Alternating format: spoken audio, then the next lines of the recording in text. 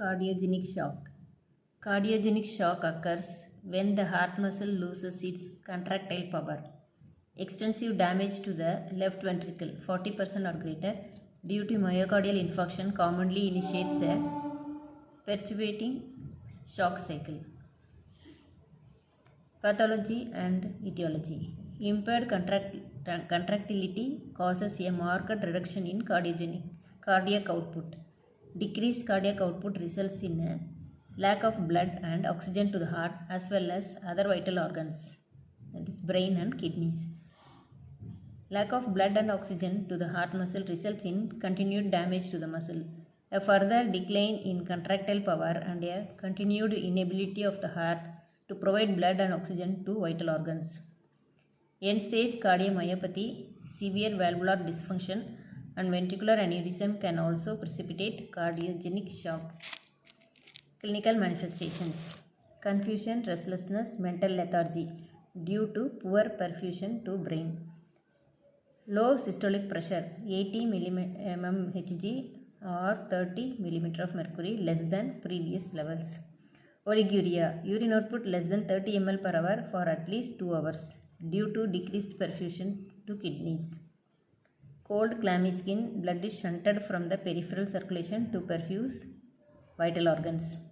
Weak, thready peripheral pulses with fatigue, hypotension due to inadequate cardiac output. Dyspnea, tachypnea, cyanosis.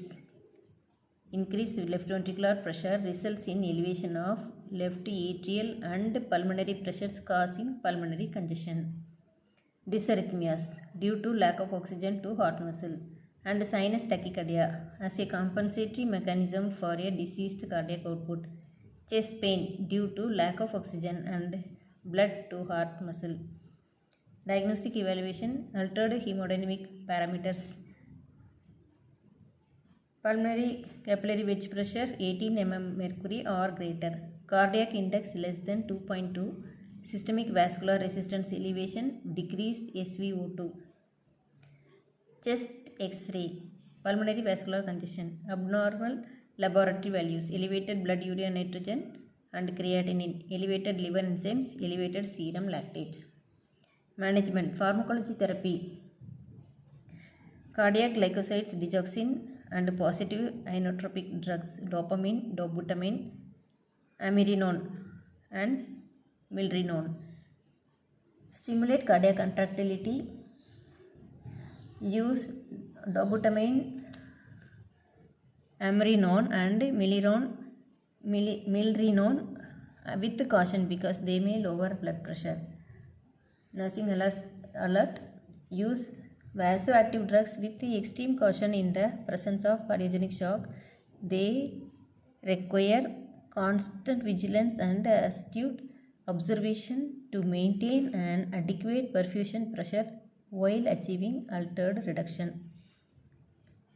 Vasodilator therapy decreases the workload of the heart by reducing venous return and lessening the resistance against which the heart pumps. Preload and afterload reduction. Cardiac output improves, left ventricular pressure and pulmonary congestion decrease, and myocardial oxygen consumption is reduced. Vasopressor therapy is controversial because it may increase systemic vascular resistance. Diuretic therapy decreases total body fluid volume, relieves systemic and pulmonary congestion. Counterpulsation therapy improves blood flow to the heart muscle and reduces myocardial oxygen needs, results in improved cardiac output and preservation of viable heart tissue. Cardiopulmonary bypass, left ventricular assist device LVAD, involves cannulation of the left atrium and aorta to shunt the blood to an external pump and return it to the cardial central circulation, thereby assisting the left ventricle in its work. May only be performed in areas where immediate access to emergency cardiac surgery is available.